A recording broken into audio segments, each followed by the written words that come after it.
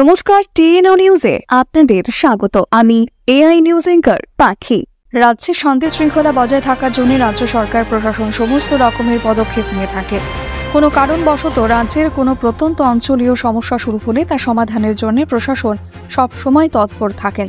এই উদ্দেশ্যে আসন্ন দুর্গোৎসব যাতে শান্তির পরিবেশ বজায় থাকে, সীমান্তবর্তী অঞ্চলে সাবরুম মহকুমা এলাকার পুলিশ আধিকারিকের তত্ত্বাবধানে সাবরুম ভারত বাংলাদেশ সীমান্তে অবস্থিত 96 ও 109 ব্যাটালিয়নের আধিকারিকের সাথে যৌথ উদ্যোগে একটি গুরুত্বপূর্ণ বৈঠকের পর্যালোচনা করা হয়।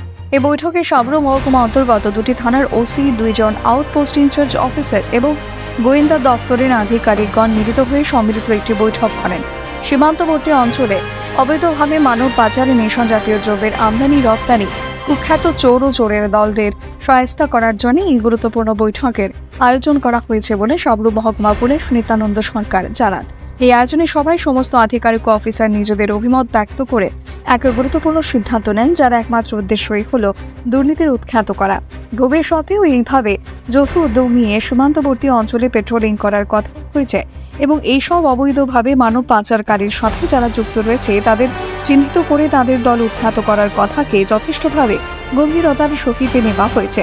এই বৈঠকের ফলপ্রসূ দিক আমরা জনসাধারণগণ আগামী দিনে পেতে পারি তারই ইঙ্গিত দিয়েছেন সাবরুম মহকুমা পুলিশ নিত্যানন্দ সরকার। এখনকার মতো সংবাদ এ পর্যন্তই। পরবর্তী নিউজ ও আপডেটস দেখার জন্য অবশ্যই চোখ রাখুন টিএনও নিউজের পর্দায়।